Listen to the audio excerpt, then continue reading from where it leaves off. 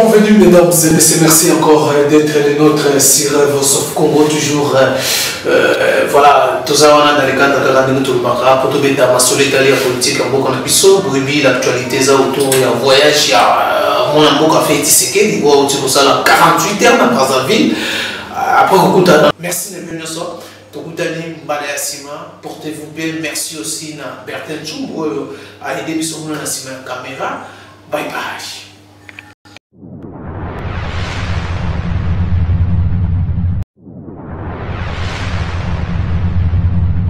Bienvenue mesdames et messieurs, merci encore d'être les nôtres sur Voice of Congo, toujours voilà, tout ça on a dans les cadres de la pour tout mettre ma solidarité politique en beaucoup de l'actualité ça autour d'un voyage mon amour a fait Tshisekedi il voit autour de ça 48 heures dans Brazzaville après Kokutana Denis Sassou Nguesso Azali devant la presse où question pour ça que par rapport à la situation et la coalition FCC cache pour les cas et surtout aussi la manifestation tout le monde a dit quand même il y a IDPS vraiment divorce ça la coalition Koufa va dissoudre coalition Koufa et il y a aussi celle de la Mouka aussi bango peut contact au créneau pour dire que non même non Félix Tshisekedi le moment déjà est là pour que Bokabwanana FCC cache population à bras ouverts mais Koyokaye devant la presse dans Brazzaville alors que non c'est pas le moment il y a une intention il y a une coalition il y a FCC cache donc Bako Kende on a sa coalition toujours malgré ce qui se passe au sein de la coalition divergence des alliés, la jeune démocratie, ils avaient première pour l'expérience, il y a une intention de mon côté, il y a une coalition.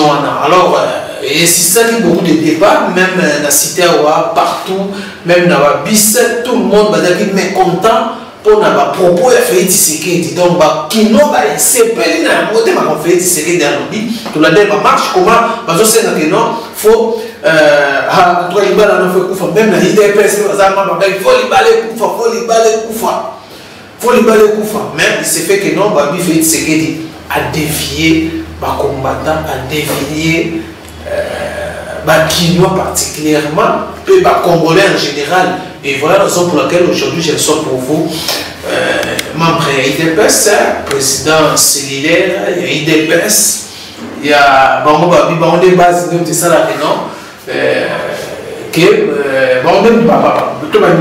machine de fonctionnement, il y a IDPS. Et voilà la raison pour laquelle par rapport à ma question, il y a autre plutôt tous aussi ma qualité à base, est-ce que tout le fait c'est qu'il a dévié base ou fait c'est qu'il a une lecture politique nous à la réalité ou est différemment n'a pas IDPS différemment n'a pas politicien n'a pas différemment n'a opposition.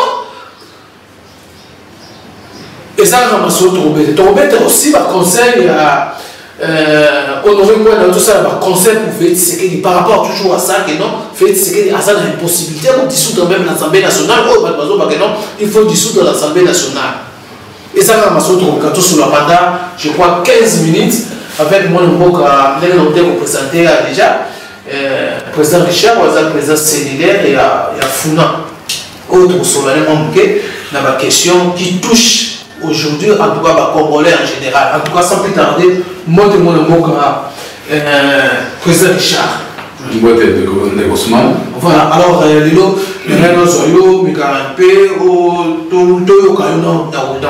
dans un discours, d'abord, 48 heures, la chef de l'État dans Brazzaville,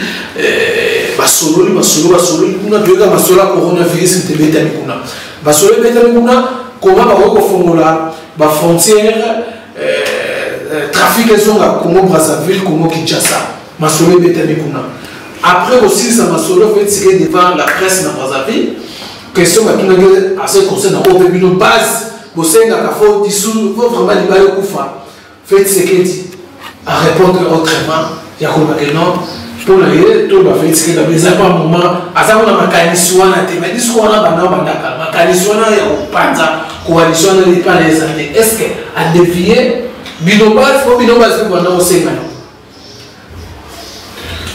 Merci de Kousman Moutouna. D'abord, nous avons le président cellulaire, la cellule Yalodia, section Kassavou, Fédération Fondant.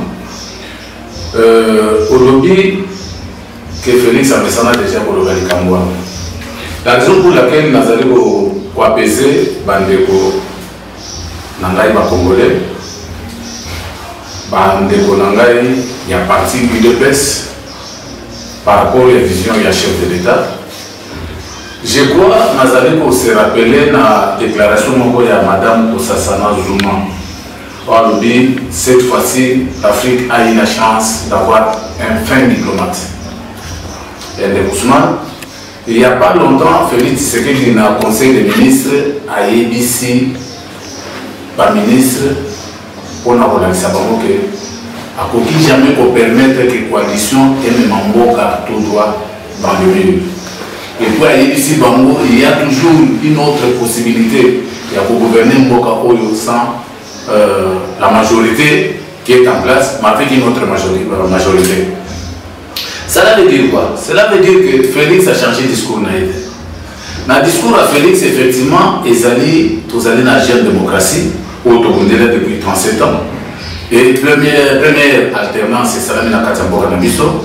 Ce sont des soubresauts. Il y a coalition Moko et Salama contre Natir par la force des choses. Le peuple congolais doit savoir que Félix est le président de la République, mais la majorité plutôt provinciale, Assemblée nationale et tous les ministères clés. Ils allaient aussi dans l'économie en Boka, ils allaient dans Maboko, FCC. La raison pour laquelle tant ici dans le Congo, c'est pour leur faire voir que non, la direction va empoisonner la Makambo, ils allaient en voter. Mais à côté, elle n'a jamais pu permettre Yango et comment on va empoisonner. Donc en métal, ils vont déjà faire. Mais cela veut dire que non, voilà, donc les intentions ont été, oui, je crois que Balandara Félix Tshisekedi, Bandekonanga Poto, Bakinois, Congolais et Congolais, Félix Alobaki a se référé à un chapitre de la Bible, verset de la Bible, où on dit que non, Azali pour l'indater, ma méchant va périr. Ma méchant, ce sont ceux qui. Voilà. Ma méchant, c'est l'FCC, la coalition, les gens avec qui nous coalisons. Aïe, non, Azana a possédé Bakoufa, Azana a possédé Babika, Babomba. Mais ceux qui ont fait Bomba Maté, Félix a changé de discours. Azali va mettre toujours Bamaka pour leur montrer sa bonne foi. Vu la tension, je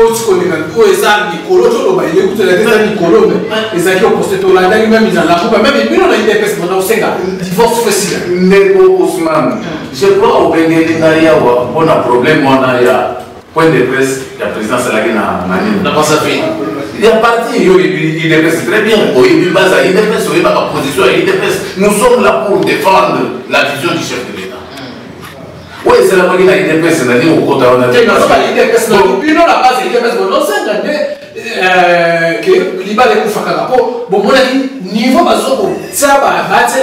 Félix Bako des bananes pour marcher il fallait qu'on fasse. Déjà la réalité, tout ça va réaliste. Tout la polémique à 4 parties. Mais tout à fait normal. Vrai Congolais, nous sommes en tout cas, ils allaient pour mettre Bako des bananes dans la vision du chef de l'État. Nous sommes conscients. Maintenant, quant à nous, à l'UDPS, nous regardons notre haute autorité morale qui est Félix Antoine Tshisekedi Tshilombo, que le peuple congolais avait élu massivement en 2018.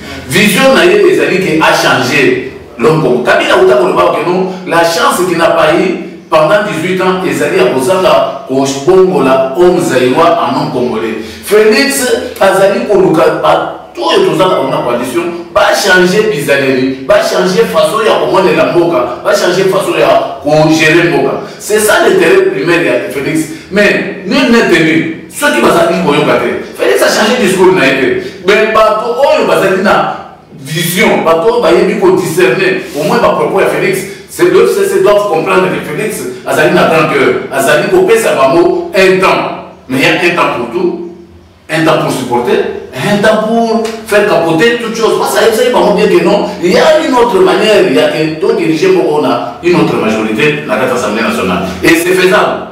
Mais Azali prête à pour ça pour pour la compagnie d'abattoir, on va changer, on va changer malheureusement. Mais tant qu'on va commenter, discours est le même. Félix a changé. Bande Konangaï, pas congolais, Bande Konangaï, quand Félix a changé le discours, n'a été. Reconfirmer, réconfirmation, donc tout dans des termes nous pouvons employer. Donc jusque là, à contenir la coalition, on a FCC, juste à la fin. Voilà. Mais non, pour reconfirmer, il va la parce que nous avons une dilatation. À reconfirmer, le peuple congolais n'est pas allé vraiment. Je ne sais pas, à force de revivre dans le temps de la dictature, Félix a dit que dictateur. Félix n'est pas un dictateur. Félix, je vous ai déjà dit, mon frère, c'est un plat qui se mange froid. La diplomatie de Félix, vous savez très bien que le premier président est à la Cour constitutionnelle. Luamba. À ce qu'il y a des démissionnaires, donc vous avez démissionné. Luamba frappé dans l'Union européenne. Est-ce que vous pouvez vous imaginer comment Luamba peut se retrouver en Belgique? Donc Félix Azali Bolagisa Batuni surtout Wanakeno Azali na motema malamu ya Kobongola Congolais, makanisi Congolais échangé. Mais n'attends pas tout ça en face. L'ennemi FCC, Azali nommé par mon l'ennemi FCC, Bazali na ceux qui Bazali na motema te Bazali na makanisité tokotia ba mopembeli d'ici là. Nazali pour revenir ressources na mutu oyo transfuge na biso ya IDPS. F Bazali ba azosena na IDPS. Ceux qui parlent, donc sur la balabala pour le côté de mes propos, il y a président dans Brazzaville. Nazali pour rappeler de Guzman, Bande Kwapoto, cher frère congolais et congolais. Donc pourquoi les décourager les dépêches? Il y a cette Bazali Balobi, ceux qui t'ont Malibanda pour la contester par propos, il y a Félix. Mais Nakosen d'ailleurs, Nakosen d'ailleurs dans le peuple congolais, Ndeko. Ceux qui vraiment n'ont pas de bateau, il faut appeler ça beaucoup de respect dans l'IDPS. Parce qu'aujourd'hui, il faut courage à Koloba, payer au Bimba. Nous te le voyons à Pierre Bemba. Nous te le voyons à Pierre Bemba, tant qu'on est dans moi, c'est un banana. Là, tu réponds à F. Massaïba. Je vais répondre à F. Massaïba. Jean-Pierre Bemba, tant qu'on est dans moi, c'est un banana. Il va zoomer dans la.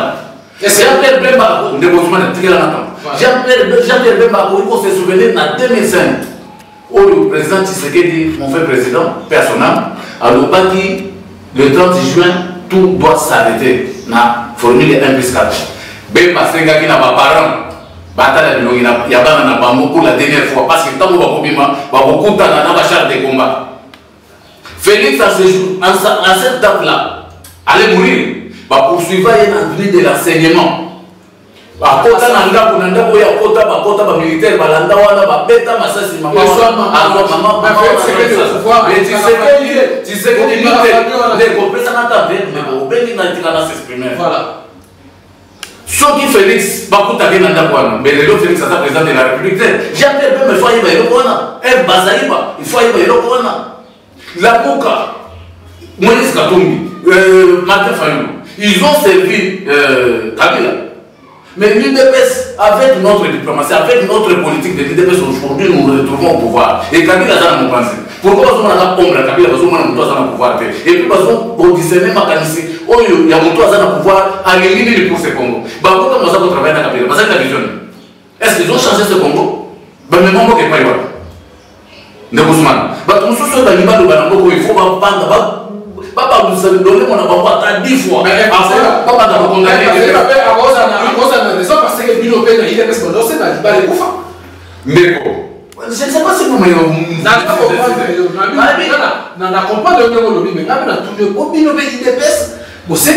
Mais effectivement, c'est notre rôle. Tout le temps, toujours, on a gagné. Il y a le président de la République.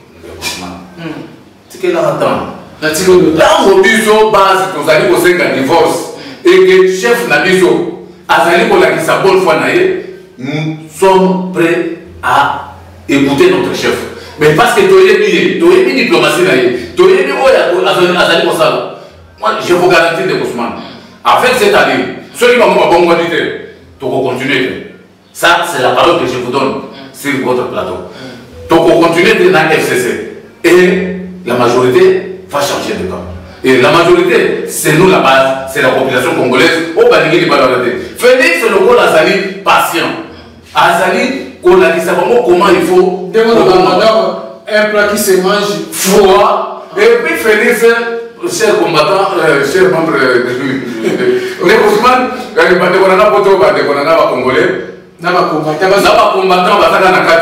Félix Aloba, je ne sais pas si ces gens-là sont intelligents. Félix Aloba, des fois il faut jouer le rôle de l'imbécile pour tromper les imbéciles qui croient qu'il est un imbécile. Félix n'est pas un imbécile. Félix Aza pas secrétaire. Félix Aza est limité. Félix Kabila ne le dirige pas. C'est lui qui dirige ce pays. Alingi Mboka a échangé, Alingi Mboka a échangé. Mais le coup là-bas, il faut changer de rôle. Le coup là-bas, il va Kabila au pouvoir autrefois. Il faut changer de la vision. Il y a pour pérenniser dictature. Parce que nous avons Jean-Pierre Bemba chef de l'État. Jean-Pierre Bemba a fait rater l'occasion en 2006. On avait aussi voté massivement. Mais qu'est-ce qu'il avait fait en 2006? À mon avis, pouvoir naïf, incupide. Mouzitou, Katou, mes consorts, tous ces choses, tout ce monde-là, nous avons révélé le consorts sur les Ousmane. Mon frère, vous imaginez, Bat, Moutouloko la Kabila, à comment vous dites, Félix, que non, voilà, c'est cela. Si Félix le fait, c'est parce que la majorité était concoctée dans le niveau, c'est lui, pour que Kabila a la même mise sur les institutions. Mais aujourd'hui, Félix est en train de déboulonner. Aïe, ça, il va voir pour déboulonner. Mais il va de toute façon, Félix, ça va déboulonner. Aujourd'hui, tout le monde c'est le ministre de la Justice, Azar.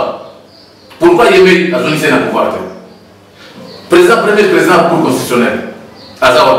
Pourquoi il met Basali, la transaction, on a démissionné, il faut ceci, là. Tout ça, FCC, Basali n'a qu'à lui. Mais sauf les opposants, Basali n'a qu'à Kabila, on va couper beaucoup de pouvoir et pas Kabila. Félix Azali marionnette. Félix n'est pas marionnette. Il n'est pas imbécile. Donc, Félix, c'est un sage. Azali n'a sagesse, Azali n'a bonne. Je vous ai dit sur ce plateau que Félix a expérimenté l'expérience de son papa. Imagine, Félix va voter Fayou, de Ousmane. En 2011, tant qu'on va proclamer l'élection il y a 2011, après que tu sais mais c'était sa phrase, que non, Bola la Pongia va bébé. On allait toujours revendiquer notre victoire. Mais lorsque la CENI avait publié Félix Antoine Tshisekedi Tshilombo comme président élu de la République démocratique du Congo, on comprend ça, la situation s'est passée dans le Congo. Kenya, paix, on prophétie, le grand esprit, le Mahatma, alors que le jour où l'UDPS prendra le pouvoir dans ce pays, il n'y aura pas un coup de balle qui sera tiré. Coup de balle de Betamata. Ceux qui vont la mouka va y que nous nous n'avons pas failli à gagner l'élection. Pourquoi les manifestants de l'UDPS étaient bandicats en 2011? De Ousmane. Nous soyons conséquents. Pouvoir la Félix, c'est ça, pouvoir la monter. Félix n'a pas dévié, n'a pas dévié. La base aussi qui demandait la dissolution. Félix Tshisekedi a dévié de Ousmane. Félix Tshisekedi, il y a ça toujours la logique. Mais partout, on a celui qui va changer Félix pour frapper Bango. Et puis à ça, les gens vont frapper Bango, mais sans toutefois, Bango va comprendre. Mais parce qu'on comprend déjà. Sauf les autres, ne vont pas comprendre. Les premiers des mortels, peuple congolais, peut-être une sous-soupénante va comprendre les messages mortels. Mais pas comprendre. Mais les jours où ils comprendront, effectivement, nous avions fait un bon choix. Voilà, alors parlons même si j'ai toujours mais là, tout l'année aussi, moi, la Tindi, communicateur, a proposé l'IDPS na Félix Tshisekedi par rapport à la situation des autres cas que non Félix Tshisekedi a une possibilité même de dissoudre l'Assemblée nationale où ils avaient des demandes il y a la population par rapport au pays de l'Union c'est pas congolais tout IDPS la Muga tout parce que c'est la Libala n'a pas Koufa kaka tout fait battre Libala Koufa pourquoi parce que c'est la Libala Koufa réalité ça que non la situation il y a une situation politique économique non sont vraiment et c'est marché rien ne va dans le monde surtout quand on a la vérité et aussi batté moi d'après ces propositions lui que l'on fait c'est qu'il dit d'abord on démissionné deuxièmement membre tout il y a IDPS au bas de l'institution va se retirer rapidement après il y a la population après la population va appliquer l'article 64 et puis il reste là il crée une stabilité pour tous les cas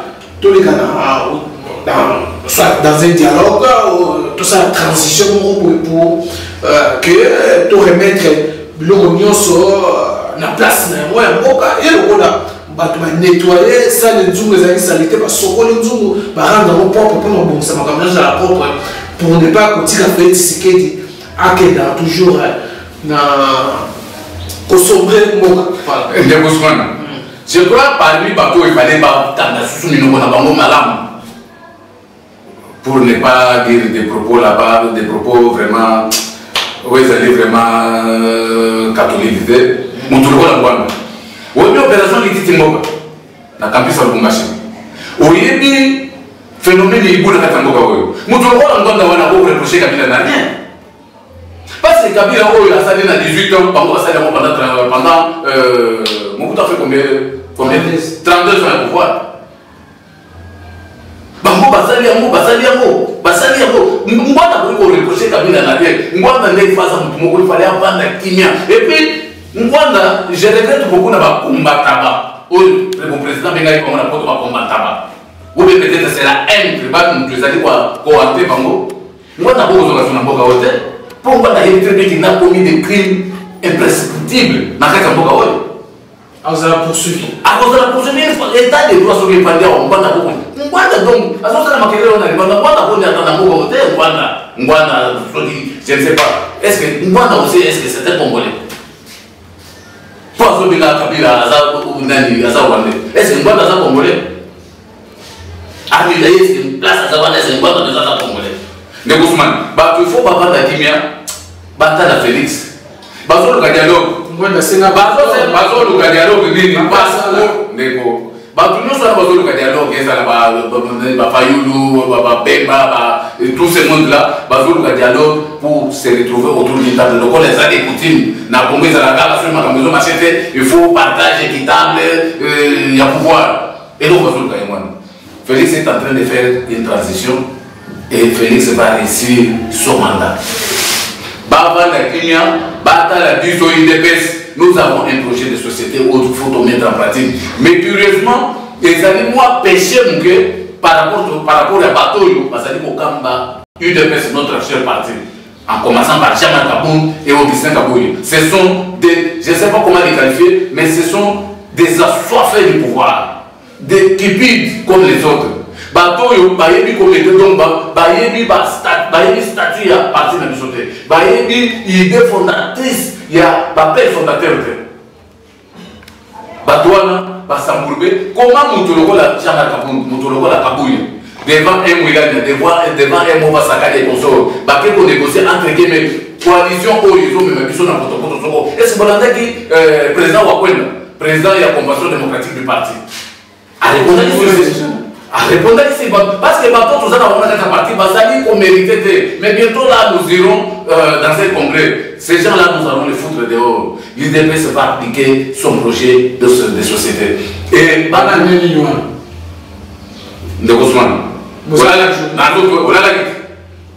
est-ce que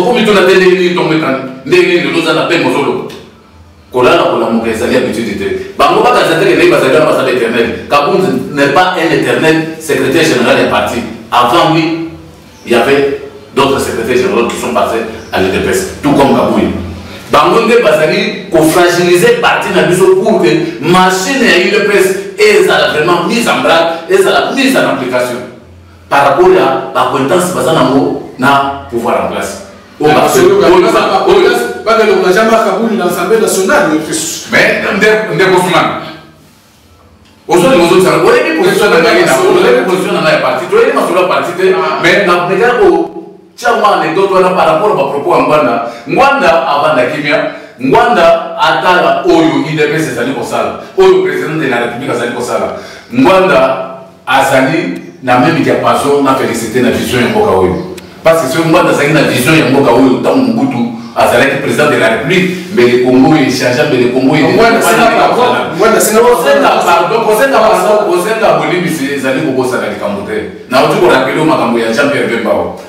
ceux qui n'ont pas mis 5 personnes à Félix est-ce que Jean-Pierre Bemba n'a pas dit mais c'est la gamme et la champagne a éliminé.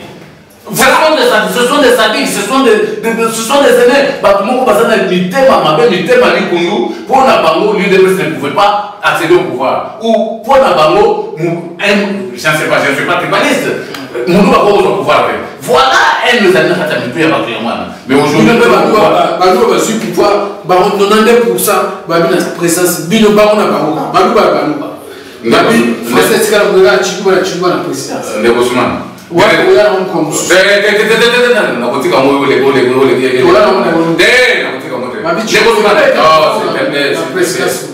Kamera za iko nazaki muluba malgré ba kuzo boye alembe yo basa kama mtu na émission mais yo zo katamu ya ime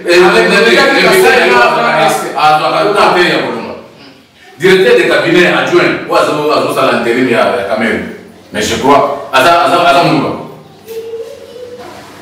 ba ngi o manga oyo ba porte parole na sa muluba l'IDPS c'est parti national papa. Tshisekedi n'a jamais été un tribaliste, tout comme son fils, jamais été un tribaliste, jamais. En tout cas, et puis, Tshisekedi n'a jamais été un tribaliste. Non. Voilà. Merci. Voilà, mesdames et messieurs, ça n'est fini. Merci de venir sur. C'était vraiment réel plaisir. Il y a des presque de solo. Et surtout, il y a situation, surtout polémique autour de la communication, conférence de presse. C'est ce qui est après 48 heures, na homologue na Denis Sassou Nguesso qui nous très fâché dans le bac parce qu'il d'accord fait ce qui est sa position par rapport à la crise qui se vit au sein de la coalition FCC Cash. En tout cas, merci Bolandi aussi réponse il y a un écho par rapport à aussi ma proposition il y a un gros de conseil la fait ce qui est parce que pour d'ailleurs fait ce qui est sous l'emprise il y a FCC à s'en sortir à délivrer ma Congolais de la difficulté au Congolais pendant plusieurs années. Voilà, à proposer la solution pour la libre réponse. Merci de venir sur Tokutani Mbalayassima. Portez-vous bien. Merci aussi à Bertin Chumbo à aider à la caméra. Bye bye.